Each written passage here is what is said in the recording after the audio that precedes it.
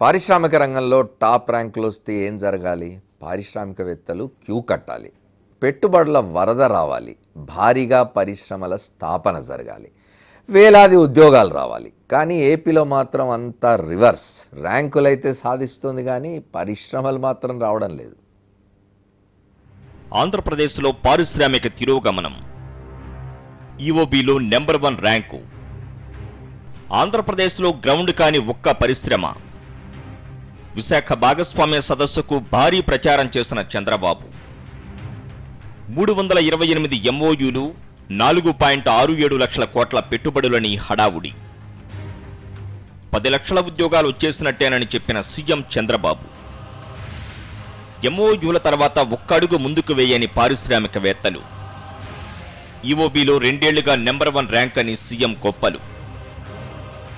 అవినీతిలో AP number 1 కావడంతో పారిశ్రామికవేత్తల వెనుకంజ. ఏపీలో అవినీతి పెచ్చుమీరిందని ఎన్సీఏఈఆర్ సర్వేలో చెప్పిన 74.3% మంది. ప్రత్యేక హోదా రాకపోవడంతో మరింత వెనకడుగు. సదస్సు జరిగి 11 నెలలైనా కనిపించని భారీ పరిశ్రమ. కేంద్రం ప్రకటించిన ఈజ్ ఆఫ్ డూయింగ్ బిజినెస్ ర్యాంకింగుల్లో ఏపీ మొదటి స్థానంలో నిలిచింది. తెలంగాణతో కలిసి నెంబర్ 1 స్థానాన్ని పంచుకుంది. గత ఏడాది కూడా ఈజ్ ఆఫ్ డూయింగ్లో ఏపీ అగ్రస్థానంలోనే ఉంది. 2 ఏళ్లుగా వరుసగా ఉంటే వాస్తవానికి ఏపీలో పారిశ్రామిక వైభవం ఏ రేంజ్లో ఉండాలో అందరికీ అర్థమవుతుంది. కానీ ఈ ర్యాంకులకు పూర్తి వ్యతిరేక ధోరణి ఏపీ పారిశ్రామిక రంగంలో కనిపిస్తోంది. దీనికి అతిపెద్ద ఉదాహరణ విశాఖ పారిశ్రామిక భాగస్వామ్య సదస్సు. ఏడాది జనవరిలో ఈ సదస్సు జరిగింది. జనవరిలో జరిగిన ఈ సదస్సులో ఏపీ ప్రభుత్వం గొప్ప చరిత్రంటూ హడావుడి చేసింది. 3 రోజులు జరిగిన సదస్సుకు కాఫీలు, భోజనాలు, హోటళ్ల కోసం 36 కోట్ల రూపాయలు ఖర్చు చేసింది. ఒక్క సీఎం చంద్రబాబు 3 రోజుల భోజనం, బసకే 7 కోట్లకు పైబడి ఖర్చు చేశారు. అంతటి ఖరీదైన ఈ సదస్సులో 14 దేశాలకు చెందిన పారిశ్రామికవేత్తలు హాజరయ్యారని ప్రభుత్వం ప్రకటించింది. 328 ఎంఓయూలు కుదుర్చుకున్నామని, 4.67 లక్షల కోట్ల పెట్టుబడులు ఏపీకి వస్తాయని, వీటితో ఏకంగా 10 లక్షల ఉద్యోగాలు వస్తాయని కూడా ఘనంగా సీఎం చంద్రబాబే ప్రచారం చేశారు. ఈ సదస్సు జరిగి ఇప్పటికీ 11 నెలలైంది. కానీ ఏపీలో ఒక్కటంటే ఒక్క భారీ పరిశ్రమకు ఇప్పటి వరకు అంకురార్పణ జరగలేదు. కొన్ని రోజుల కిందట విశాఖలో 10 ఐటీ కంపెనీలు వచ్చాయి. వాటి వలన 500 ఉద్యోగాలు వస్తాయంటూ ప్రచారం చేశారు. ఐటీ రంగంలో 50 ఉద్యోగాలిచ్చే పరిశ్రమలంటే వాటి సత్తా, సామర్థ్యం ఏపాటిదో ఐటీ రంగం మీద కూస్తూ కాస్తూ అవగాహన ఉన్న వారికెవరికైనా అర్థమైపోతుంది. కుటీర పరిశ్రమలు వీటికంటే ఎక్కువ ఉద్యోగాలిస్తాయి. ఇలాంటి దుస్థితి పారిశ్రామికంగా ఏపీలో ఉంది. ప్రత్యేక హోదా వచ్చుంటే పారిశ్రామిక రాయితీలొచ్చి ఈ పరిశ్రమలన్నీ వచ్చేవి.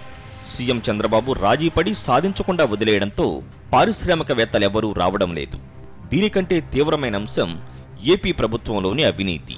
అవినీతి పెచ్చుమేరడంతో ఏపీలో పారిశ్రామికవేత్తలు అడుగు పెట్టడానికి భయపడుతున్నారు. ఏపీలోని అవినీతి పెచ్చుమీరిందని ఎన్సీఏఈఆర్ సర్వేలో తేలింది. National council for applied economic research అనే ఈ సంస్థ పారిశ్రామిక, బిజినెస్ రంగాలకు చెందిన వ్యక్తులు, సంస్థలలో నిర్వహించిన సర్వే ఏపీలోని అవినీతి విశ్వరూపాన్ని బయటపెట్టింది.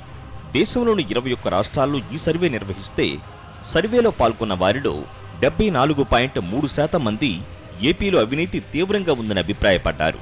అంతేకాదు, బిజినెస్ క్లైమేట్లో 19వ ర్యాంకు, మౌలిక సదుపాయాలలో 14వ ర్యాంకు, రాజకీయ సుస్థిరతలో 11వ ర్యాంకు, కార్మిక సంబంధాంశాల్లో 9వ ర్యాంకు ఆంధ్రప్రదేశ్కు వచ్చాయి. ఇలాంటి పరిస్థితుల్లో ఏపీలో పారిశ్రామికవేత్తల్లో 60% మంది పెట్టుబడులు విస్తరించడానికి నిరాకరిస్తున్నారని ఎన్సీఏఈఆర్ సర్వేలో తేలింది. ఈజ్ ఆఫ్ డూయింగ్ ర్యాంకులకు ఏపీలోని పారిశ్రామిక రంగానికి పొంతన లేదు. కానీ ఎన్సీఏఈఆర్ సర్వేకు ఏపీలో పరిశ్రమలు రాకపోవడానికి మాత్రం పొంతన కుదురుతోంది.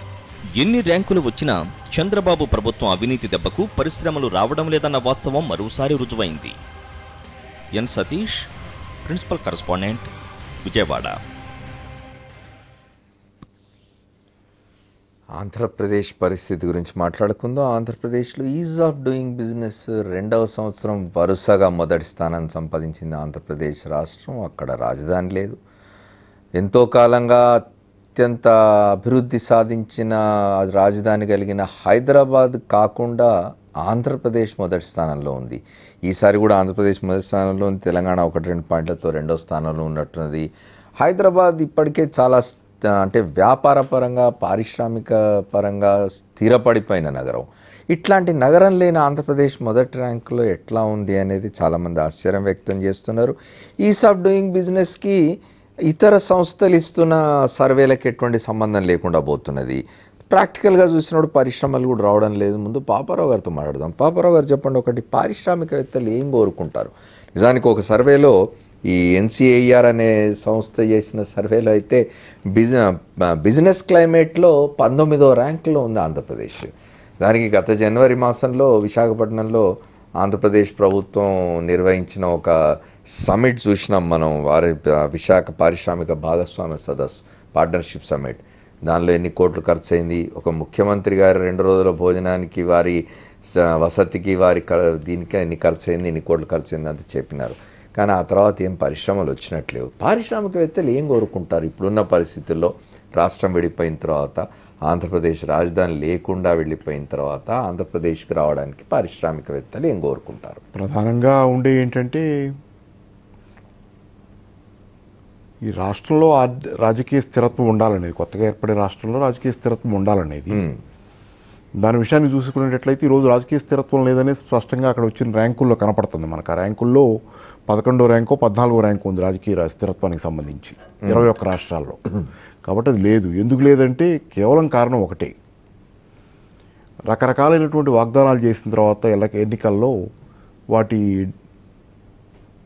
ఆచరణలో, వాటి అమల్లో విఫలం అవటం వల్ల యాక్చువల్గా రాష్ట్రం ఏంటంటే వివిధ వర్గాలు తీవ్రమైనటువంటి అసంతృప్తితో ఉన్నటువంటి వాతావరణంలో సహజంగానే రాజకీయ స్థిరత్వం ఉండే అవకాశమే లేదు.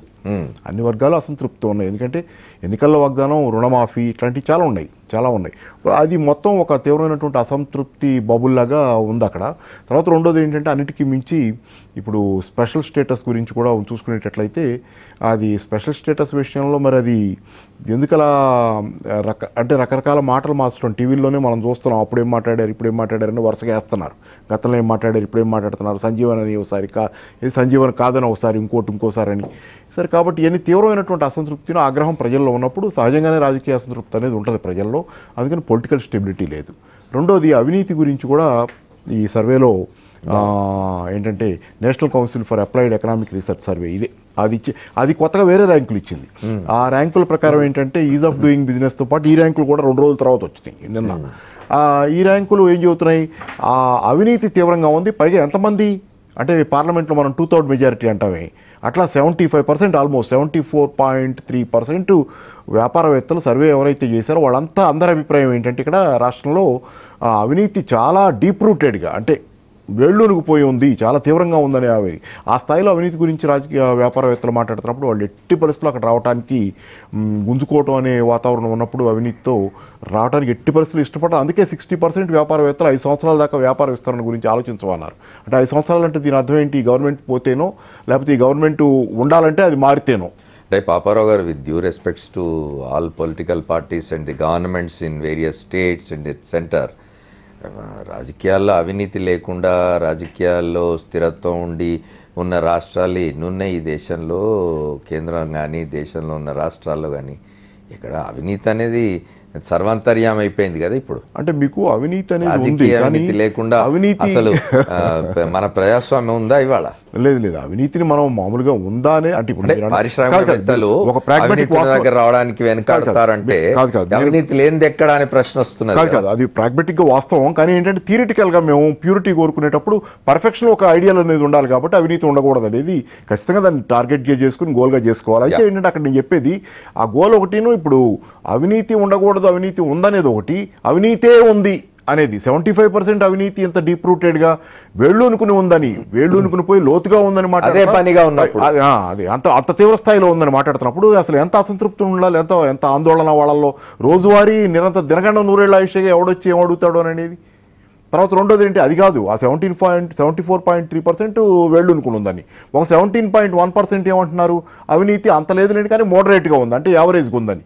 తక్కువ ఉందని మాత్రం ఎంతమంది అన్నారు, తక్కువ ఉందని 10% కూడా అలా ఆ లెక్కన 10% అనుంటా తక్కువ ఉంది, అవినీతి తక్కువ ఉందనో ఏదో. అవును. కాబట్టి ఏంటంటే ఇంతమంది అసలు 80-90% ఎన్సిఏఆర్ చేసిన సర్వేలో 74.3% మంది రాష్ట్రం అవినీతిలో కూరుకుపోయిందని చెప్పి. అవును, అదే కాదు, మీకు ఇంకో ఫ్యాక్టర్ ఉంది అక్కడ. మీకు అది ఇంకోటి చూస్తే 91% ఏమన్నారు, పాజిటివ్గా చెప్పారు. 91% ఏమన్నారు, best destination to go AP, ఎందుకంటే ల్యాండ్ ఎక్విజిషన్ బ్రహ్మాండంగా ఉంది. అంటే అదేంటి, దాన్ని అదేం చెబుతుంది? ఓ పక్క ల్యాండ్ ఎక్విజిషన్ ఒక రకమైనటువంటి, ఈ రోజు రాజకీయ పేపర్లో రోజువారీ మనం ఆంధ్రప్రదేశ్ గురించి చూస్తున్న వార్తల్లో రైతుల గురించి, రైతులు భూముల సమస్యలు, వాళ్ళ ఆ ప్రాజెక్ట్ ఈ ప్రాజెక్ట్ అనే దగ్గర ఆందోళనలు జరగటం ఇవన్నీ చూస్తే పొలిటికల్ స్టెబిలిటీ ఎందుకు ఉంటుంది అక్కడ? మీకు అది ఒక పక్క వాణిజ్య కోణం నుంచి బాగా కనపడచ్చు, కానీ కనపడ్డంత మాత్రాన అది అంత అన్ని విధాలా అది పచ్చగానే ఉంటుంది ఎందుకు అనుకోవాలి? దానికి కూడా బ్యాలెన్స్ ఉండాలి కదా. 91% మంది అనుకుంటున్నారంటే అనుకున్న అంతమంది దానిలో వ్యాపారాలు చేయడానికి వస్తున్నారా? ఎస్సీజెడ్లు గతంలో చూసాం మనం, అవి పోయి రియల్ ఎస్టేట్ వ్యాపారం అయినాయి చాలా సందర్భాల్లో. దేశం మొత్తం అదే జరిగింది కదా. కొన్ని చోట్ల మాత్రమే సక్సెస్ అయినాయి, కొన్ని చోట్ల సక్సెస్ అయినాయి. కాబట్టి ఏంటి చెప్పేది ఏంటంటే, వ్యాపారస్తుల ఉద్దేశాలన్నీ మంచి. 91% మంది అలా అన్నారంటే ఆ మేరకు రైతులు ఎంత స్థాయిలో అసంతృప్తిలో ఉన్నారో ఆ రాష్ట్రంలో మనం ఆలోచించవచ్చు. బెస్ట్ డెస్టినేషన్ ఎందుకంటే 91% మందికి ల్యాండ్ ఎక్విజిషన్ ఈజీ కాబట్టి. కాబట్టి ఈ మేరకు రెండో కాయిన్ రెండో పక్క తిప్పి చూస్తే రైతాంగం కానీ ప్రజానికం కానీ అక్కడ భూముల ఎక్విజిషన్ కి సంబంధించి ఎంత స్థాయిలో అసంతృప్తిలో ఉన్నారు, ఇదే రెండో కాయిన్. మనంతో సీనియర్ పాత్రికేయులు ఎస్ నగేష్ కుమార్ జాయిన్ అయ్యారు. వారితో కూడా మాట్లాడదాం. పద్మ గారు ఉన్నారు, అట్లాగే విష్ణువర్ధన్ రెడ్డి ఉన్నారు. నగేష్ కుమార్ గారు, నిన్ననే 4th ఎస్టేట్లో మేము చర్చించినాము. సెస్ అధ్యక్షులు రాధాకృష్ణ నేతృత్వంలో ఏర్పాటైన కమిటీ నివేదిక ఇచ్చింది. 93% మంది రైతులు ఆంధ్రప్రదేశ్లో అప్పుల ఊబిలో గురుకుపోయినారని. పోనీ వ్యవసాయం సరిగా లేదు, గిట్టుబాటు కావడం లేదు, వ్యవసాయం దండగా, అంటే వ్యవసాయం దండగా నేను అనలేదు అని చంద్రబాబు నాయుడు గారు ఇప్పుడు అంటారు. కానీ నీ వ్యవసాయం గిట్టుబాటు కావడం లేదు, పోనీ పారిశ్రామికీకరణ మీదనైనా, ఎందుకంటే రాష్ట్రం విడిపోయింది, ఆంధ్రప్రదేశ్ రాజధాని లేకుండా ఉన్నది కాబట్టి పారిశ్రామికీకరణ మీదనైనా దృష్టి పెడితే ఉపాధి అవకాశాలు పెరుగుతాయి, ఉత్పత్తి పెరుగుతుందనే ఆలోచన చేసినప్పుడు ఇప్పటివరకు సిచ్యువేషన్ లుక్స్ గ్లూమీ. ఏం జరుగుతోంది ఆంధ్రప్రదేశ్లో? అంటే ఆంధ్రప్రదేశ్కి ఏంటంటే ఒక ట్రెడిషన్ ఉంది, హైప్ బాగా ఎక్కువ ఇస్తున్నాం మనం మొదటి నుంచి. అంటే ఆంధ్రప్రదేశ్లో 300 పైగా MOUలు సైన్ చేసినారు. ఇప్పుడు మనం చూస్తున్నాం 10 లక్షల ఉద్యోగాలు వస్తాయని చెప్పినారు. గ్లోబల్ ఇన్వెస్టర్ సమిట్లోని 4.5 లక్షల కోట్ల ఇన్వెస్ట్మెంట్స్ అంటున్నారు. దానికి 10% 11% వస్తున్నది. మీరు NCERT సర్వేలు ఇప్పటిదాకా నేను చర్చలు విన్న దాంట్లో మీరు లాస్ట్ సెంటెన్స్ ఏదైతే ఉందో ఈ పత్రికలో వచ్చింది, AP is ranked 2nd in economic climate pillar అని. AP earned poor 19th rank in perception of business climate. Business climate పెద్దగా తేడా లేదు. ఇప్పుడు అమర్ గారు, ఇప్పుడు దానికి దీనికి తేడా సర్వే చూస్తే అక్కడ ఏంటంటే ఆ కన్క్లూజన్స్ దేంతో వచ్చారంటే, వీళ్ళు ఇచ్చిన ఇన్ఫర్మేషన్ ఎవిడెన్స్ బేస్డ్, అది అంటే వీళ్ళు ఇచ్చిన ఎవిడెన్స్. అందుకే అక్కడ హైప్ అంటున్నాను. హైప్ అనేది మనకి చాలా ఇది ఉంది, ఒక నమ్మకం ఉంది అంటే హైప్ ఇస్తే ఇన్వెస్ట్మెంట్స్ వస్తాయనేది. ఇక్కడ NCER ఏమిటంటే స్వయంగా సర్వే చేస్తే ఈ లెక్కలు బయట వచ్చాయి. సో ఇప్పుడు ఇంకోటి ఏంటంటే ల్యాండ్ ఎక్విజిషన్ గురించి ఎంత ఈజ్ ఆఫ్ డూయింగ్ బిజినెస్, సగం ఏంటంటే కరప్షన్ గురించి. ఈ కరప్షన్ గురించి ఒక మాట చెప్పాలి, ఇంటర్నేషనల్లీ మనకి చాలా. నిర్మలా సీతారామన్ గారు ఈజ్ ఆఫ్ డూయింగ్ బిజినెస్ లో ఫస్ట్ ర్యాంక్ ఇచ్చినారు ఆంధ్రప్రదేశ్కి. ఇంత ఎస్టాబ్లిష్డ్ సిటీ హైదరాబాద్ ఉన్న తెలంగాణకు కూడా ఫస్ట్ ర్యాంక్ రాలేదు. అంటే డబ్బులు ఇస్తే అవుతాయని పనులు అనేది అది అది అది అది అనుకోవాలి. ఎందుకంటే ఒక పర్సెప్షన్ ఉంది ఫారిన్ కంట్రీస్లో. ఇండియాలో ఏమిటంటే ఒకటి corruption is the biggest hurdle, రెండోది ఏంటంటే bureaucracy is the biggest hurdle అనేది. ఈ ప్రాబ్లమ్స్ రెండు ఏ నాయకుడు సాల్వ్ చేయగలిగితే ఇది కొంతమట్టుకు ఇది అవుతుంది. ల్యాండ్ ఎక్విజిషన్కి ఇవాళ కొంతమంది ఒక ఎక్స్పర్ట్స్ ఇవాళ చెప్పారంటే, ఈ ల్యాండ్ ఎక్విజిషన్ యూజ్ అవ్వడానికి ఏమైంది, ఈ ల్యాండ్ ఎక్విజిషన్ యాక్ట్ని పాస్ చేశారు కాంగ్రెస్ ప్రభుత్వం 2013లో. ఇప్పుడు 2015-16లో ఏమవుతున్నదంటే దానికి ఈ మధ్య అమెండ్మెంట్స్ తేవడానికి కేంద్రం చాలా ట్రై చేస్తుంది, కావడం లేదు. సో ఇప్పుడు ఏంటంటే రాష్ట్ర ప్రభుత్వాలు దాన్ని ఎట్లాగో దాటియాలని చూస్తుంటే, కేంద్ర ప్రభుత్వం ఏమంటే మీరు దాటేయండి, మేము కళ్ళు మూసుకుంటాం, మీరు స్టేట్ లాస్ పాస్ చేయండి, ఈ స్టేట్ లాస్ని చెల్లుతాయనేది ఏదో ఆర్టికల్స్ ఏవో కోట్ చేస్తున్నారు. సో ప్రతి రాష్ట్రం, మన తెలుగు రాష్ట్రాలతో సహా ఇవాళ పత్రికల్లో ఇది వచ్చింది ఏమిటంటే, నేషనల్ స్టేట్ హైవేస్ ఎక్స్పాన్షన్ కోసం కేంద్రం మంజూరు ఇచ్చింది అనేది. అది ఎట్లాగిచ్చింది, అది బైపాస్ యాక్ట్ మీకు వర్తించదు, మీరు ల్యాండ్ ఎక్విజిషన్ చేసిండి అని. ఇట్లా చేస్తూ పోతే మనకి ఇండస్ట్రియలైజేషన్ కావాలి, అగ్రికల్చర్ కావాలి, మోడర్నైజేషన్ కానీ ఒకటి నగేష్ కుమార్ గారు, ఇక్కడ మనం ఒకటి జ్ఞాపకం చేసుకోవాల్సింది ఏమిటంటే, ఈ ల్యాండ్ అక్విజిషన్ యాక్ట్ చట్టాలు కానీ ఇంకోటి కానీ వీటిని ఏవి పట్టించుకోకుండా, ఖాతరు చేయకుండా, వాటిని గౌరవించకుండానే ఆంధ్రప్రదేశ్ ప్రభుత్వం 40,000 ఎకరాల భూమిని రాజధాని కోసం అని చెప్పి పంటలు పండే 3 పంటలు పండే భూమిని తీసేసుకున్నది కదా. ఏ చట్టం అడ్డం వచ్చింది? చట్టం అడ్డమే రాకుండా ఇప్పుడు ఇండస్ట్రీస్ ఇప్పుడు ఈ సర్వేలో ఎన్సీఆర్ సర్వేలో ఏమొచ్చిందంటే industries are happy with that policy అనేది. పద్మ గారు, ఆర్డినెన్స్ అంటే అది చెప్తున్నాను నేను. దానికి ఒక మార్గం వెతుక్కొని మీరు చట్టాలు ఎందుకు చేసినట్టు మరి? బట్ దీంట్లో కేంద్ర ప్రభుత్వాన్ని కూడా మీరు బ్లేమ్ చేయాలి. కేంద్ర ప్రభుత్వం ఏంటంటే ఫ్రీగా హ్యాండ్ ఇస్తున్నారు. మీరు కేంద్ర ప్రభుత్వం ఉన్న చట్టాన్ని పట్టించుకోకండి, మీ చట్టాలు మీరు పాస్ చేసేసుకుని మీరు ల్యాండ్ అక్విజిషన్ చేయనది. ఇది ఒక ఫెడరల్ స్ట్రక్చర్కి ఇది ఒక దెబ్బ. ఏంటంటే మేము లా పాస్ చేసుకుంటాం, మీరు లా పాస్ చేసుకుంటే ఇంకా ఒక్కొక్క రాష్ట్రం ఒక్కొక్క చట్టం పాస్ చేసుకుంటే ఎట్లాగా?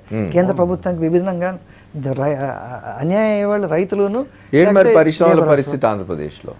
పరిశ్రమల పరిస్థితి ఏంటంటే ఇంకా అంటే ఒకటి ఇప్పుడు 2.5 years అయింది. ఇంకా we have to give some more time.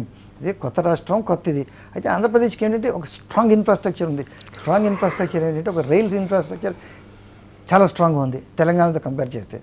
రెండోది ఏంటంటే పోర్ట్ ఇన్ఫ్రాస్ట్రక్చర్ చాలా స్ట్రాంగ్. తెలంగాణతో కంపేర్ చేస్తే 3-4 గ్రేటర్ అడ్వాంటేజెస్ ఉన్నాయి. కోస్టల్ లైన్ ఉన్నది, నేషనల్ హైవే, మీకు క్వార్టర్ అదేంది స్వర్ణ చతుర్భుజి ఇది ఉంది, తర్వాత రైల్ ఇది ఉంది, ఇవన్నీ ఉన్నాయి మీకు ఆంధ్రప్రదేశ్. అయినా ఎందుకు పారిశ్రామికవేత్తలు ముందుకు రావడం లేదు? అదేంటంటే ఇప్పుడు హైప్ కాకుండా యాక్చువల్గా ఇప్పుడు విశాఖపట్నంలో ఈ సంవత్సరం బిగినింగ్ లో ఒక ఇది చేశారు.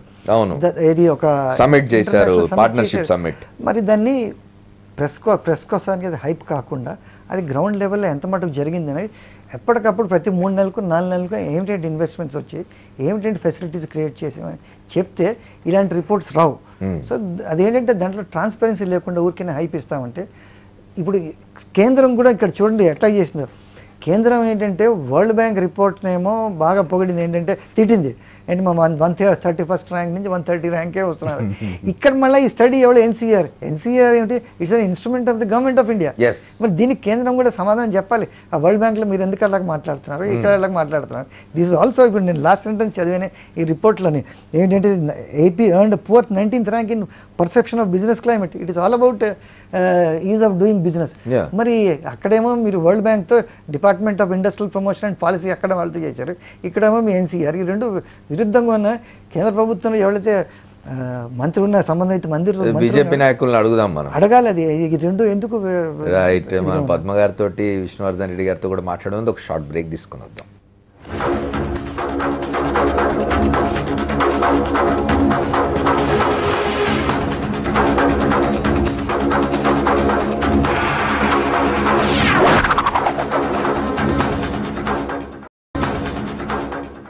Welcome back to the 4th estate. ఆంధ్రప్రదేశ్కు పెట్టుబడులు రాలేదు, పరిశ్రమల స్థాపన జరగలేదు, ఉపాధి కల్పన జరగలేదు. అయినా ఈజ్ ఆఫ్ డూయింగ్ బిజినెస్లో మొదటి స్థానంలో 2 సంవత్సరాలుగా వరుసగా ఉంటుంది కేంద్ర ప్రభుత్వం. మరి ఏం చూసి ఆంధ్రప్రదేశ్కు ఈజ్ ఆఫ్ డూయింగ్ బిజినెస్లో మొదటి ర్యాంక్ ఇస్తుందనే విషయాన్ని మనం మాట్లాడుకోవాలి. పద్మ గారితో మాట్లాడదాం. పద్మ గారు చెప్పండి, ఆంధ్రప్రదేశ్లో ఇంతకుముందు నేను ఫస్ట్ పాపారావు గారిని అడిగినాను, నగేష్ గారిని అడిగినాను, అది ఎందుకు పారిశ్రామికవేత్తలు రావడం లేదు? నిజానికి చంద్రబాబు నాయుడు గారు గతంలో 9 ఏళ్ళు ముఖ్యమంత్రిగా ఉన్న కాలంలో కూడా వారు ఫర్ వాట్ ఎవర్ రీజన్, నేను దాన్ని విమర్శించడానికి కూడా అనడం లేదు, వ్యవసాయం కంటే కూడా పరిశ్రమలు రావడమే ముఖ్యం, లేదా ఐటీ ఇండస్ట్రీ రావడం ముఖ్యం, ఇట్లా అనుకున్న ఆయన కదా. అట్లాంటి ముఖ్యమంత్రి ఉన్నప్పుడు ఎందుకు పరిశ్రమలు రావడం లేదు? అంటే నిన్న కేంద్ర మంత్రి నిర్మలా సీతారామన్ గారు ఈజ్ ఆఫ్ డూయింగ్ బిజినెస్లో ఫస్ట్ ప్లేస్లో ఉంది, ఏపీ తెలంగాణ ఈక్వల్గా ఉన్నాయి అని చెప్పిన వెంటనే తెలంగాణ ఒక 2 పాయింట్ల కిందకు కొంచెం ఉంది, ఈక్వల్గా సేమ్ ర్యాంకు ఇచ్చినట్టుగా ప్రకటించారు అనుకోండి, ఇద్దరికి కలిపి ఇచ్చినట్టుగా కూడా ప్రకటించారు. సరే, నిన్న మీడియా కూడా అసలు మొత్తం కూడా అన్ని రాష్ట్రాలని వెనక్కి నెట్టేసి ఏపీ ముందుకు వచ్చింది అని అంటే నా బోటోళ్ళు సంతోషించారు. ఓహో, ఏపీ ఏమన్నా ముందుకు వస్తుందేమో, అన్ని రాష్ట్రాలని వెనక్కి నెట్టేసి గుజరాత్ను సహా మన పిల్లలకు ఉద్యోగాలు దొరుకుతాయి, అది కొంచెం సంతోషించాం. 24 గంటలు తిరగకుండానే ఇవాళ వస్తున్నటువంటి సర్వే ఇవన్నీ కూడా ఇవాళ పారిశ్రామికవేత్తలు ఒక్కళ్ళు కూడా ఆంధ్రప్రదేశ్ రావడానికి ఇష్టపడడం లేదు అనేటటువంటి ఒక వాస్తవాన్ని ఈ రోజున మనం చర్చించుకుంటున్నాం. ఒకటి ఏంటంటే ఈజ్ ఆఫ్ డూయింగ్ బిజినెస్ ఎందుకు నిర్మలా సీతారామన్ గారు మరి ఎందుకు ప్రకటించారు? నిన్న కూడా ఒక కాలర్ ఏదో ఛానల్లో ఇట్లాంటి ప్రకటిస్తారు కానీ మరి నిర్మలా సీతారామన్ గారు అవినీతిలో ఫస్ట్ ప్లేస్ ఆంధ్రప్రదేశ్ది అనేది ఎందుకు ప్రకటించరని అడిగారు. సరే, అది ప్రకటించకపోయినా మరి ఇదేంటి అనేటటువంటి ఇండస్ట్రీస్ రావడానికి ఎందుకు వెనకడుగులో ఆంధ్రప్రదేశ్ ది ఫస్ట్ ప్లేస్ అని ఆమె ఎట్లా ప్రకటిస్తారు? వారు భాగస్వామి ఆంధ్రప్రదేశ్ ప్రభుత్వంలో భాగస్వామి. ఒకటి నిన్న కేంద్రం ఇచ్చినటువంటి ర్యాంకింగ్స్ ఆవిడ ప్రకటించారు, నేను అందులో తప్పు పడడం లేదు. కానీ ఎందుకు ఇంత కాంట్రడిక్షన్ ఉంది, ఎందుకు ఇంత వైరుధ్యం ఉంది అనేటటువంటిది మనం గమనించాల్సినటువంటి అవసరం. ఈజ్ ఆఫ్ డూయింగ్ బిజినెస్ అనేటటువంటి వరల్డ్ బ్యాంకు ఒక 350కి పైగా కొన్ని పాయింట్స్ పెట్టి వీటన్నిటినీ కూడా ఇవాళ ఏ రాష్ట్రం ఆమోదిస్తే వాటికి మార్కులు వేసుకుంటూ పోయింది. చంద్రబాబు నాయుడు గారు మొత్తం కూడా 350 పైగా పాయింట్స్ అన్నిటికీ కూడా ఎస్ అని టిక్కు పెట్టుకుంటూ పోయాడు. నేను మొత్తం కూడా అడ్డగోలుగా భూములు ఇచ్చేస్తాను, పచ్చని పొలాలను ఇచ్చేస్తాను, లేకపోతే ఇంకా ఏదైనా పరిశ్రమ కావాలంటే వెంటనే పర్మిషన్, ఇట్లాంటివన్నీ కూడా ఎస్ అని టిక్కులు పెట్టుకుంటా పోతే వచ్చినటువంటి rank is of doing business. సరే పోనీ ఆ ర్యాంక్ ప్రకారం చూసుకున్నా కూడా మొత్తం కూడా రాష్ట్రానికి సంబంధించినటువంటి అంత తేలికగా అన్ని వనరులు సంబంధించి పర్మిషన్స్కి సంబంధించి అన్ని ఈజీగా ఉన్నప్పుడు పారిశ్రామికవేత్తలు రావాలి యాక్చువల్గా. కానీ ఇవాళ చూస్తున్నప్పుడు ఇవాళ సర్వే చేసినటువంటిది, ఈ సంస్థ చేసినటువంటి సర్వే, ఆర్థిక మండలి చేసినటువంటి సర్వే అంతా కూడా పారిశ్రామికవేత్తలతో మాట్లాడింది. వాళ్ళ దాదాపు 90% ఏపీకి సంబంధించి రావడానికి ఇష్టపడడం లేదు. ప్రధానంగా వాళ్ళు కోట్ చేసింది అవినీతి అనేది ఒకటి. ఇందాక పాపారావు గారు చెప్పినట్లుగా భూములు ఇవ్వడం అనేటటువంటి ఆకర్షిస్తోంది. ఇవాళ ఏపీలో ఇండస్ట్రీస్ పెట్టడానికి అడ్డగోలుగా భూములు ఇచ్చేటటువంటి పరిస్థితి ఉంది అనేటటువంటిది పారిశ్రామికవేత్తల్ని అదొకటే ఆకర్షిస్తోంది. కానీ అంతే సందర్భంలో 99 విషయాలు వాళ్ళని భయపెడుతున్నాయి, 99 విషయాలు వెనక్కి నెడుతున్నాయి. మీరు ఒక ఇండస్ట్రీ పెట్టాలనేటటువంటి విషయంలో ఏపీ కొత్త రాష్ట్రం, వనరులు ఉన్నటువంటి రాష్ట్రం, ఖచ్చితంగా ఇవాళ ఈజ్ ఆఫ్ డూయింగ్ దీని ప్రకారం మీరు అన్నీ కూడా రెడ్ కార్పెట్ అమర్చి పెట్టి పారిశ్రామికవేత్తలకు వడ్డించడానికి మీరు సిద్ధంగా ఉన్నారు. కానీ ఇవాళ పారిశ్రామికవేత్తలు రాకపోవడానికి కారణం 6 నెలల క్రితం వైఎస్ఆర్ కాంగ్రెస్ పార్టీ అధ్యక్షులు జగన్మోహన్ రెడ్డి గారు ఏదైతే ఢిల్లీ వెళ్ళి ప్రధానమంత్రికి, రాష్ట్రపతికి, హోంమంత్రికి, ఆర్థిక మంత్రికి ఇవాళ ఆంధ్రప్రదేశ్లో జరుగుతున్నటువంటి ప్రతి జీవో వెనుక కోట్ల రూపాయల అవినీతి జరుగుతోంది. జీవోల వెనుక కూడా ఒక్కొక్క జీవో వెనుక ఒక అవినీతి కథ ఉంది అనేటటువంటిది చంద్రబాబు గారు అవినీతి మీద ఒక పుస్తకం వేసి వీళ్ళందరి దృష్టికి తీసుకొచ్చారు. బాబు మేల్కొనండి, మీరు ఇట్లాంటివన్నీ బయట పెట్టి పరిశ్రమలు రాకుండా చేస్తున్నారని కదా వాళ్ళు చెప్పి. బయట పెడితే పరిశ్రమలు రాకపోవడం కాదు, బయట పెట్టినందువల్ల పరిశ్రమలు ఉన్న పరిస్థితి అట్లా ఉంది కనుక మేము బయట పెట్టాము. పరిస్థితి అట్లా ఉంది కనుక ఇవాళ పారిశ్రామికవేత్తలు ముందుకు రావడం లేదు. పరిస్థితి అట్లా ఉంది కనుకనే ఈ రోజున కేంద్రం కూడా ఒక కళ్ళప్పగించి చూస్తున్నది కనుకనే ఈ పరిస్థితి మారదు అనేటటువంటి ఉద్దేశంతో పారిశ్రామికవేత్తలు ముందుకు రావడం లేదు. నిజానికి ప్రత్యేక హోదా అనేది వచ్చి ఉంటే పారిశ్రామికవేత్తలు వాళ్ళు క్యూ కట్టి ఉండేటటువంటి వాళ్ళు, రాయితీలు వచ్చి ఉండేవి, రాయితీల కోసం వచ్చి ఉండేవాళ్ళు. పోనీ మీరు అది కూడా కాదు, మిగతా రాష్ట్రాల్లో రాయితీలు ఉన్నాయని ఏం రావడం లేదు. తెలంగాణ కావచ్చు, తెలంగాణకి ఏదో హైదరాబాద్ ఉంది కనుక ఈ రోజున కొద్దిగా అడ్వాంటేజ్ ఉంది, కొన్ని పరిశ్రమలు వచ్చి ఉండొచ్చు. కానీ ఈ 2.5 కొన్ని పరిశ్రమలు హైదరాబాద్, అదే విధంగా కేంద్ర పరిశ్రమలు ఇక్కడ, ప్రైవేట్ పరిశ్రమలు ఉన్నవి. ఈజ్ ఆఫ్ డూయింగ్ బిజినెస్ వీళ్ళు కూడా కొంత ఏపీతో పోటీ పడి వీళ్ళు కూడా రూల్స్ చాలా టిక్కులు పెట్టేసుకుంటా పోయారు. మాదే కాపీ కొట్టారన్నారు ఏపీ మొత్తం కూడా పాలసీ, తెలంగాణ వారు అన్నారు ఏపీ. ఆ రకంగా పోటీ పడ్డారు కనుక వాళ్ళు కూడా ఒక ర్యాంకింగ్ తెచ్చుకున్నారు. కానీ ర్యాంకింగ్ తెచ్చుకున్న హైదరాబాద్ ఉండడం వల్ల, అదేవిధంగా కొన్ని పాలసీలు వాళ్ళు ఇంప్లిమెంట్ చేయడం వల్ల కొత్త గొప్ప పరిశ్రమలు వస్తున్నాయి. కానీ ఏపీకి సంబంధించి వచ్చినప్పుడు ఇందాక కూడా నగేష్ గారు కోట్ చేయడం జరిగింది. నాదెండ్ల మనోహర్ గారు మాజీ స్పీకర్ అయిన సమాచార హక్కు కింద ఒక పిటిషన్ వేసి అసలు వైజాగ్ సదస్సు 2016 జనవరిలో జరిగినటువంటి 3 రోజుల పాటు జరిగినటువంటి సదస్సులో ఏం పెట్టుబడులు వచ్చినాయి, ఏం పరిశ్రమలు వచ్చినాయి, ఒప్పందాలు ఎంతవరకు అమలైనవి అనేటటువంటి ఆయన అడిగితే ఇచ్చినటువంటి ఇన్ఫర్మేషన్, ప్రభుత్వం ఇచ్చినటువంటి ఇన్ఫర్మేషన్, ఆర్టీఐ యాక్ట్ ప్రకారం ఇచ్చినటువంటి ఇన్ఫర్మేషన్ ఏంటి, ఆ రోజున 300 పైన ఎంఓఏలు కుదుర్చుకున్నారన్నారు. లేకపోతే మొత్తం కూడా ఈ రోజు 4 లక్షల కోట్ల పెట్టుబడులు వచ్చినాయి అన్నారు. కానీ దానికి 30 కోట్ల ఖర్చు అయింది ఆ సదస్సుకి. కానీ ఒక్క పరిశ్రమ రాలేదు, ఒక్క కొత్త ఉద్యోగం రాలేదు అని ప్రభుత్వమే వివరణ ఇచ్చింది. మరి రేపో మాపో దావోస్ వెళ్తున్నారు చంద్రబాబు నాయుడు గారు, దానికోసం మళ్ళీ ఒక జీవో ఇచ్చారు. ఆయన ఖర్చు 4 కోట్లు పైన శాంక్షన్ చేస్తూ మళ్ళీ దావోస్ పర్యటన.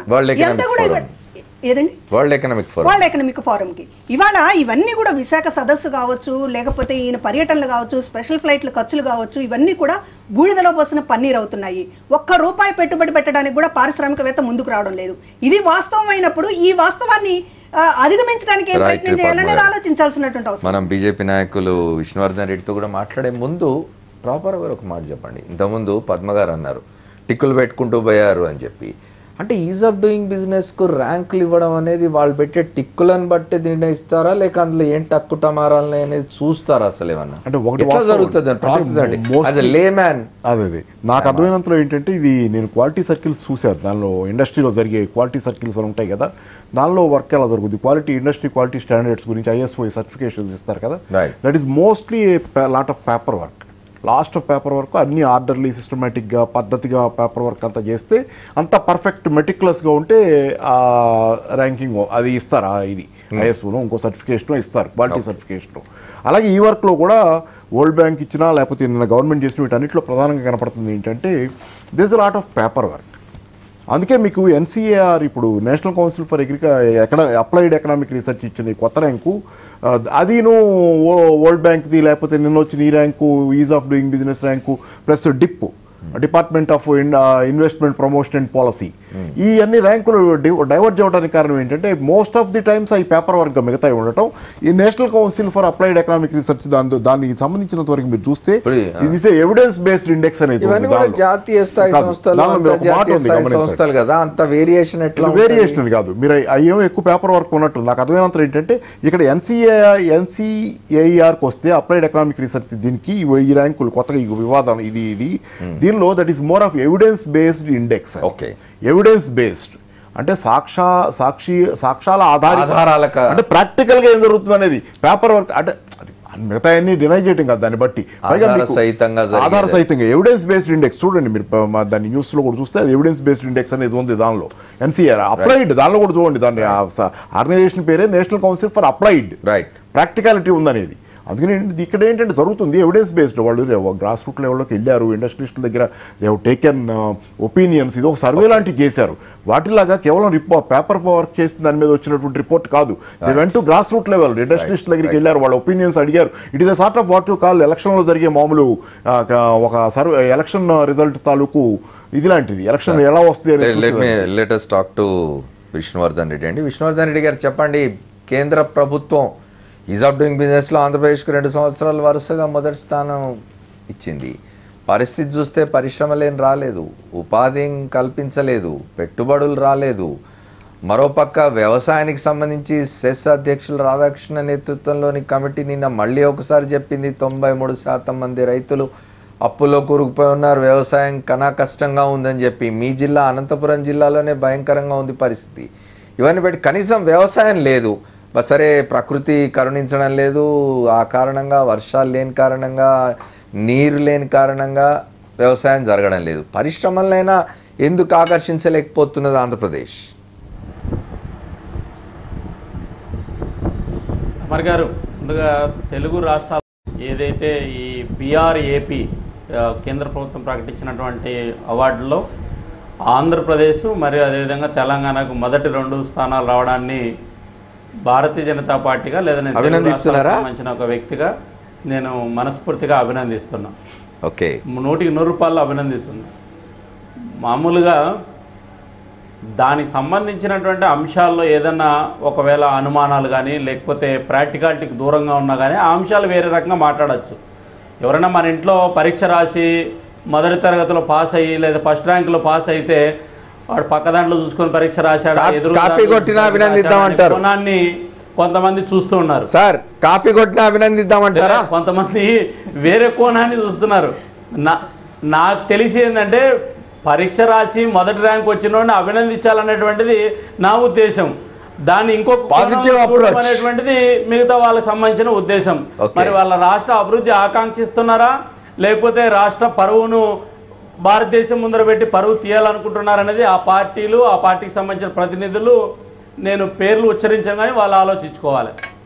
ఇది 32 రాష్ట్రాలు 7 కేంద్ర పాలిత ప్రాంతాలకు సంబంధించి 7,124 సంస్కరణలు ఇంప్లిమెంట్ చేశారని చెప్పి 340 అంశాల ప్రాతిపదికన ఈ మెరిట్ను ప్రకటించడం జరిగింది. దీంట్లో ఆంధ్రప్రదేశ్ సంబంధించి అవుట్ ఆఫ్ 340లో 325 అంశాల్లో వీళ్ళు కేంద్ర ప్రభుత్వానికి సంబంధించినటువంటి ఏదైతే BRAP అనే సంస్థకు సమర్పించినటువంటి డాక్యుమెంటేషన్ ఏదైతే ఉందో సర్టిఫైడ్ డాక్యుమెంటు, అది డాక్యుమెంటు ఒరిజినల్లా లేకపోతే పద్మా గారు చెప్పినట్లు డూప్లికేటా లేకపోతే ఇంకోటా పక్కన పెడితే వీళ్ళు ఈ దేశంలో ఉన్న అన్ని రాష్ట్రాలు సమర్పించిన డాక్యుమెంట్ ఆధారంగా 325 డాక్యుమెంటేషన్ ఆధారంగా దీన్ని ప్రకటించడం జరిగింది. అయితే ఇప్పుడు ఈ NCAER అనేటువంటి సంస్థ ఇచ్చినటువంటి నివేదికను ఒకసారి ఈరోజు మన డిబేట్ సాక్షిలో ఇది జరుగుతుందన్నాక నేను తెలుసుకున్నటువంటి సమాచారం ఏంటంటే ఈ పేజ్ నెంబర్ 30 ఈ ఎన్సీఏఆర్ రిపోర్ట్లో పేజ్ నెంబర్ 30 పారా నెంబర్ 5లో వాళ్ళు ఇచ్చినటువంటిది ఏంటంటే ఈ యొక్క 2012-2014కు సంబంధించినటువంటి ఉమ్మడి ఆంధ్రప్రదేశ్లో ఈ యొక్క పరిశ్రమలకు సంబంధించినటువంటి అనేక రకాలైనటువంటి ప్రశ్నలు రైజ్ చేశారు. ఇప్పుడు ఆంధ్రప్రదేశ్లో కానీ తెలంగాణలో కానీ ఒక వాస్తవాన్ని ఎవరైనా ఒప్పుకోవాల్సిందే. ఏంటంటే ఇక్కడ 2 రాష్ట్రాలు విభజన చెందిన తర్వాత అనేక మంది ఇప్పుడు మాట్లాడిన పెద్దలు కూడా ఒక విషయాన్ని చెప్పారు. అపారమైనటువంటి మనకు మౌలిక సదుపాయాలు ఉన్నాయి. గుజరాత్ తర్వాత అతిపెద్ద సీ కోస్ట్ మనకే ఆంధ్రప్రదేశ్లో 970 కిలోమీటర్ల పైబడి మనకుంది. తర్వాత నేషనల్ హైవే కనెక్టివిటీ కూడా మనకు మీరు చెప్పినట్లు అవన్నీ మాట్లాడినాము విష్ణువర్ధన్ రెడ్డి గారు ఇప్పటిదాకా. మా ప్రశ్న అంతా ఏమిటి అంటే సరే మీరేమో పరువు తీయడానికి ఇదంతా చేస్తున్నారు అంటున్నారు, కానీ మా ప్రశ్న ఏమిటి అని అంటే ఇన్ని ఉండి పరిశ్రమలు ఎందుకు రావడం లేనేది ఒక ప్రశ్న. రెండోది ఒక పక్క ఈజ్ ఆఫ్ డూయింగ్ బిజినెస్ కు అంత ఫస్ట్ ర్యాంక్ ఇచ్చినా కూడా పరిశ్రమలు రాకపోవడానికి కారణం ఏంటి? పోనీ ఈజ్ ఆఫ్ డూయింగ్ బిజినెస్ అనేది మొదటి ర్యాంక్ ఇవ్వడం, ఎట్లా ప్రత్యేక హోదా ఇవ్వలేకపోయాం కాబట్టి మొదటి ర్యాంక్ ఇచ్చేస్తే అట్లయినా ఏపీ మొదటి ర్యాంక్లో ఉందని సంతోషపడవచ్చు అనుకుంటుందా కేంద్రం? అమర్ గారు, ఒకటి ఆంధ్రప్రదేశ్ సంబంధించినటువంటి అంశంలో కేంద్ర ప్రభుత్వంగా ఇండస్ట్రియల్ కారిడార్ను డిక్లేర్ చేయడం జరిగింది. చెన్నై బెంగళూరు ఇండస్ట్రియల్ కారిడార్ కావచ్చు, లేకపోతే ఈరోజు మన విశాఖ సంబంధించినటువంటి ఇండస్ట్రియల్ కారిడార్ కావచ్చు, లేకపోతే ఈ యొక్క ఆంధ్రప్రదేశ్ సంబంధించినటువంటి విషయంలో ప్రకాశం జిల్లాలో ఈరోజు కేంద్ర ప్రభుత్వం అనౌన్స్ చేసినటువంటి ఇండస్ట్రియల్ ఇన్ఫ్రాస్ట్రక్చర్ సంబంధించినటువంటి క్లస్టర్ కావచ్చు. అయితే ఒక్క విషయాన్ని నేను మీతో ఏకీభవిస్తాను. ఏంటంటే ఈరోజు మనం ఏవైతే ఒప్పందాలు చేసుకుంటున్నామో ఈ ఒప్పందాలకును పరిశ్రమలు ఆ రాష్ట్రాల్లో పెడుతున్న దానికి ఖచ్చితంగా కొంత పొంతన లేనటువంటి విషయాన్ని మరి అట్లాంటప్పుడు ఒప్పందాల మీద సంతకాలు పెట్టినప్పుడు ఎందుకు చెప్పుకోవడం ఇన్ని లక్షల కోట్లు వస్తున్నాయని చెప్పి? అవి నిజంగా మెటీరియలైజ్ అయినాడు కదా మాట్లాడాల్సింది. ప్రయత్నమే చేయొద్దంటారు ప్రయత్నాలు చేయొద్దని ఎవరు అనడం లేదు. ఈ హైప్ ఎందుకు అని ఇంతకుముందు విష్ణువర్ధన్ రెడ్డి గారు, ఐఎమ్ సారీ, నేను అట్లా ప్రయత్నం చేయొద్దని అనడం లేదు, మీరు నాకు ఆపాదించకండి. ఇంతకుముందు నగేష్ కుమార్ గారు కూడా ఏం చెప్పినారంటే హైప్ ఎక్కువగా ఉంది. ఇప్పుడు మీరు ఒకటి చేసిన తర్వాత అది గ్రౌండ్ అయి కొంత పెట్టుబడులు వచ్చి తర్వాత ఉపాధి కల్పిస్తే అప్పుడు మాట్లాడుకుంటే బాగుంటుంది. ముందే ఎందుకు చెప్తున్నారు?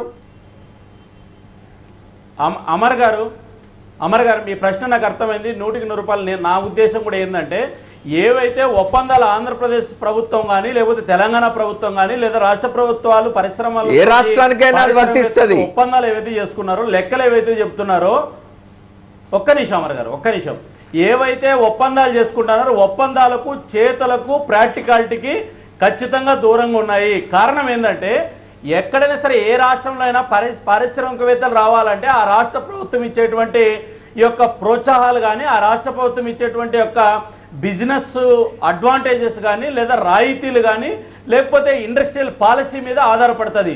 పారిశ్రామికవేత్తలు ఎవరు కూడా ప్రేమతోనో మనం పెట్టేటువంటి ఒప్పందాలతోనో మనం పెట్టేటువంటి యొక్క అడ్వర్టైజ్మెంట్లతోనో ఎవరు రారు. కానీ పరిగణలోకి తీసుకుంటే పశ్చిమ బెంగాల్ రాష్ట్రంలో నుంచి ప్రభుత్వాల్లో విష్ణువర్ధన్ రెడ్డి గారు పెట్టుకోకుండా గుజరాత్ విష్ణువర్ధన్ రెడ్డి గారు ఒక మాట వినండి. పరిశ్రమవేత్తలు right, we agree. Vishnuvardhan Reddy garu ఒక మాట వినండి. నగేష్ కుమార్ గారు మీతో మాట్లాడుతూ అంటున్నారు. దానికంటే ముందు నేనది ఏమిటంటే మీరు అంటున్నారు మనం చూసి మన మీద ప్రేమతో రారు అంటున్నారు.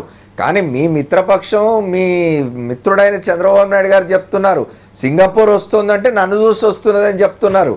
నగేష్ కుమార్ గారు అడగండి. నేను స్ట్రైట్ క్వశ్చన్ అండి. ఇప్పుడు ఏమంటున్నారంటే పరిశ్రమ మన మీద ప్రేమతో కొద్ది రారు, మనం వాళ్ళకి ఏదైనా ఇన్సెంటివ్స్ ఇస్తే ప్రోత్సాహం ఎప్పుడు రావాలా? స్పెషల్ కేటగిరీ స్టేటస్ ఇస్తే వస్తుంది. అది స్ట్రైట్ ఫార్వర్డ్ క్వశ్చన్. మీరు అంటున్నారు, ఆన్సర్ మీరు ఇస్తున్నారు. ప్రత్యేక హోదా రాయితీలు ఏమైనా ప్రకటించారా అంటే అది లేదు. ఇంకోటి అక్కడ ఇంటరప్ట్ చేయడం అవసరం అక్కడ. మీ ప్రశ్న ఏమిటంటే మీరు దాని మీద అంతలా కన్విన్స్ అయ్యారు, మేము కూడా కన్విన్స్ ఏంటంటే మీలాగే మేము కూడా కన్విన్స్ అయ్యాము. ఇండస్ట్రీస్కి అంటే ప్రత్యేక ప్రోత్సాహాన్ని ఇస్తే కానీ అవి రావు. నేను నమ్మేది ఏంటంటే ప్రత్యేక హోదా ఇస్తే ఆ ప్రోత్సాహాలు జరిగేవి. మీరు ప్రత్యేక హోదా ఎందుకు వెళ్ళేదని ప్రశ్న. ఓకే నగేష్ గారు, ఒకటి భారతీయ జనతా పార్టీకి సంబంధించినటువంటి ఒక ప్రత్యేక హోదాకు సంబంధించిన అంశం మీరు ఒకటి మాట్లాడుతున్నారు. 2017కు ప్రత్యేక హోదా ఉండదనేటువంటిది కేంద్రం విస్పష్టమైన ప్రకటన చేసింది. దాని తర్వాత ఏమి రావు. అయితే ఈ రోజు ఏంటంటే ఒకవేళ మనం ఇదే ప్రత్యేక హోదా కలిగినటువంటి 11 రాష్ట్రాలు ఏవైతే ఉన్నాయో ఎన్ని పరిశ్రమలు ఆ రాష్ట్రానికి పోయినాయి, ప్రత్యేక హోదా కారణంగానే ఆ రాష్ట్రానికి పరిశ్రమలు వచ్చాయా, ఆ రాష్ట్రాల ఆర్థికాభివృద్ధి ఏంది, ఆ రాష్ట్రాల యొక్క మిగతా రాష్ట్రాలతో పోలిస్తే కంపారిజన్లో గ్రాఫ్ ఎట్లుంది, ఆ రాష్ట్రాల్లో నిరుద్యోగులకు పర్సెంటేజ్ ఎంత ఉంది అనేటువంటిది మీకు తెలుసు, నాకు తెలుసు. కాబట్టి ఆంధ్రప్రదేశ్ సంబంధించినటువంటి రాయితీలు కావాలనే విషయంలో భారతీయ జనతా పార్టీగా మేము ఏకీభవిస్తాం. కాబట్టి 2017 తర్వాత కూడా ఆంధ్రప్రదేశ్కు రాయితీలు కావాలి. ఆ రాయితీలు వస్తే ఆంధ్రప్రదేశ్ పరిశ్రమలు వస్తాయి. భారతీయ జనతా పార్టీగా ఇప్పుడే ఇండస్ట్రీలకు సంబంధించినటువంటి పరిశ్రమల రాయితీల విషయంలో ఆల్రెడీ డిప్రిషియేషన్ సంబంధించి కూడా వెనుకబడిన రాయలసీమలో 4 జిల్లాలకు, ఉత్తరాంధ్రలో 3 జిల్లాలకు కూడా ఇవ్వడం జరిగింది. మళ్ళా కూడా కేంద్ర ప్రభుత్వం ఈ రోజు రాష్ట్ర ప్రభుత్వం చెప్పింది ఆంధ్రప్రదేశ్ లో పరిశ్రమలు నెలకొల్పడానికి ఏవైతే రాయితీలు కావాలో ప్రత్యేక హోదా కలిగినటువంటి రాష్ట్రాల్లో ఏవైతే ఇస్తామో ఆంధ్రప్రదేశ్ కూడా వాటిని సపోర్ట్ చేస్తాము చెప్పి చెప్పడం జరిగింది. ప్రత్యేక కేటగిరీ రాష్ట్రాలకు ఏవైతే బెనిఫిట్స్ ఉన్నాయో ఇండస్ట్రియల్ బెనిఫిట్స్, ఆ బెనిఫిట్స్ ను బీజేపీ ప్రతిరోజు వింటున్నాం. విష్ణు, ఇది ప్రతిరోజు వింటున్నాం మనం. We got your point. Padma గారు ఏదో అడుగుతా అంటారు. దానికంటే ముందు ఇంకొక షార్ట్ బ్రేక్ తీసుకొని వద్దాం.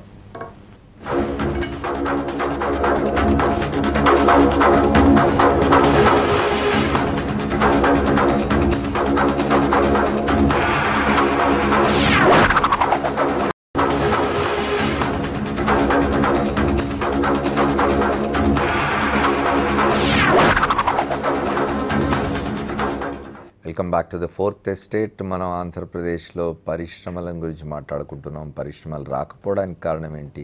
ఓ పక్క ఈజ్ ఆఫ్ డూయింగ్ బిజినెస్లో మొదటి స్థానం వస్తే పరిశ్రమలు ఎందుకు రావు అని మాట్లాడుకుంటున్నాం. విష్ణువర్ధన్ రెడ్డి గారు అభినందనలు తెలిపినారు 2 తెలుగు రాష్ట్రాలకి. అట్లాగే పరువు తీయడానికి కొంతమంది చేస్తున్నారు. వాళ్ళ పేర్లు ఉచ్చరించడానికి కూడా ఆయన సిద్ధంగా లేరు. పద్మ గారు మీరు అది అడుగుతున్నారు. ఇప్పుడు ప్రత్యేక హోదాకు సంబంధించినటువంటి ఉన్నటువంటి రాష్ట్రాలు ఏమి సాధించినాయి అనేటటువంటి వాదన వెంకయ్యనాయుడు గారు వారి శిష్యులు కూడా మాట్లాడుతున్నారు. పార్లమెంటులో ప్రత్యేక హోదా వల్ల ఆ రాష్ట్రాలకి చేసినటువంటి మేలు గురించి మీరు డబ్బా కొట్టుకున్నటువంటివి క్లిప్పింగ్స్ ఒకసారి మేము ప్రదర్శిస్తాం, చూడడానికి మీరు సిద్ధంగా ఉండండి. అదేవిధంగా ప్రత్యేక హోదా ఈ రాష్ట్రాలకి ఇంకా తొలగిస్తున్నామని మీరు ఏమైనా అధికారికంగా ప్రకటన చేశారా? చెయ్యనప్పుడు మీరు మార్చి నుంచి ఎవరికి ఉండవు అనేటటువంటి దాంతో ముందుగానే ఏపీకి ఎందుకు చెప్పాల్సినటువంటి పరిస్థితి ఏర్పడింది? పార్లమెంట్లో ఇచ్చినటువంటి హామీ, ప్రత్యేక హోదా వల్ల వచ్చినటువంటి ప్రయోజనాలు, ప్రత్యేక హోదా వల్ల ఆ 11 రాష్ట్రాలు సాధించినటువంటి అభివృద్ధి, ఇవన్నీ కూడా ఉన్నప్పుడు మీ కళ్ళ ముందు కనపడుతూ ఉన్నప్పుడు ఎందుకు ఏపీకి సంబంధించినటువంటి వాదన ఒక తొండి వాదన, మొండి వాదన చేస్తున్నారనేటటువంటిది ఒకటి మనం గుర్తించాల్సినటువంటి అవసరం. ఇంకొకటి, ఏపీకి సంబంధించి ఇవాళ ఏదో అందరూ అడ్డుకునేటటువంటి విధంగా మాట్లాడుతున్నారని బీజేపీ వారు భుజాన్ని వేసుకుని మాట్లాడుతున్నారు. ఏపీకి సంబంధించి అడ్డుకుంటున్నది ఏమిటి? ఇవాళ ఇది ఈ సర్వే అవినీతిలో మొదటి ర్యాంక్ అనేటటువంటిది ఎవరు చెప్పినటువంటి వైఎస్ఆర్ కాంగ్రెస్ పార్టీ చెప్పిందా? మీకు సంబంధించినటువంటి సంస్థ, మీ కేంద్ర ప్రభుత్వానికి సంబంధించినటువంటి సంస్థ ఏపీ అవినీతిలో నెంబర్ 2గా ఉంది అనేటటువంటిది రిపోర్ట్ వచ్చినప్పుడు మీరు కళ్ళు మూసుకుంటున్నారా? కమిటీ వ్యవసాయం గురించి చెప్పింది, వ్యవసాయం గురించి చెప్పింది. వ్యవసాయం ఈ రోజున ఎట్లా ఉన్నది అనేటటువంటిది చెప్పింది. అదొకటి. అసలు కేంద్ర ప్రభుత్వం తనంతట తన స్వయంగా తన సంస్థ అవినీతిలో టాప్ లో ఉంది ఏపీ అని చెప్తూ ఉన్నప్పుడు, ఇవాళ ఒక కొత్త రాష్ట్రం, కొత్తగా పురుడు పోసుకున్నటువంటి రాష్ట్రం, కొత్తగా అభివృద్ధి చెందాల్సినటువంటి రాష్ట్రం ఇంత అవినీతిలో కూరుకుపోతుందంటే మీరు కళ్ళు తెరవకుండా ఇవాళ బీజేపీ ఇవాళ ఎవరినో ఆడిపోసుకునేటటువంటి సంస్కృతి ఏమిటి? ఇవాళ రాజకీయ పార్టీ, ఇతర రాజకీయ పార్టీలు అంటే మేమే, ఇవాళ పేరు ఆయన చెప్పకపోవచ్చు, రాజకీయ పార్టీలు అంటే దీన్ని అవినీతి గురించి మాట్లాడుతున్నది ఎవరు? స్వయంగా మా పార్టీ మీ దృష్టికి తీసుకొచ్చినప్పటికీ కూడా అవినీతి మీద స్పందించకపోవడం అనేటటువంటి ఇది ఏమి నైజం? Vishnu, I come to you. Wait, Paparao garu ఒకటి చెప్పండి. ఇంతకుముందు విష్ణువర్ధన్ రెడ్డి గారు ఒక మాట చెప్పినారు, పరిశ్రమలు రావడానికి రాష్ట్ర ప్రభుత్వాలు చాలా చేయాల్సి ఉంటుంది అని చెప్పి. డెఫినెట్గా మనకు తెలిసి మామూలుగా ఒక లే మ్యాన్ మాట్లాడుకునే దాన్ని బట్టి ఎవరైనా పరిశ్రమ స్థాపించాలంటే ఇక్కడికైనా వచ్చి వాళ్ళకి ఇంత స్థలం ఇవ్వాలి, వాళ్ళకి నీటి వసతి ఉండాలి, ఎలక్ట్రిసిటీ ఇవ్వాలి, ఇతర సౌకర్యాలు కల్పించాలి, లేదా ఇక్కడ బ్యాంకుల నుంచి రుణాలు వచ్చేందుకు గాను ప్రభుత్వం కూడా కొంత కల్పించుకొని ఇచ్చేయాలి. ఇట్లాంటివో వింటాం మనం. వారు చెప్తున్నట్టు ఇప్పుడు అంటే చంద్రబాబు నాయుడు గారు కానీ ఆంధ్రప్రదేశ్ ప్రభుత్వం కానీ స్వప్నిస్తున్న లేదా ప్రజల్ని స్వప్నించమని చెప్తున్న స్థాయిలో పరిశ్రమలు రావడానికి రాష్ట్ర ప్రభుత్వం ఏం చేయాల్సి ఉంటుంది? ఇట్లాంటి ఆంధ్రప్రదేశ్ లాంటి, అంటే రాజధాని లేకుండా వదిలేసిన ఆంధ్రప్రదేశ్ లాంటి రాష్ట్రంలో ప్రభుత్వం తాను సొంతంగా చేసుకోగలదా?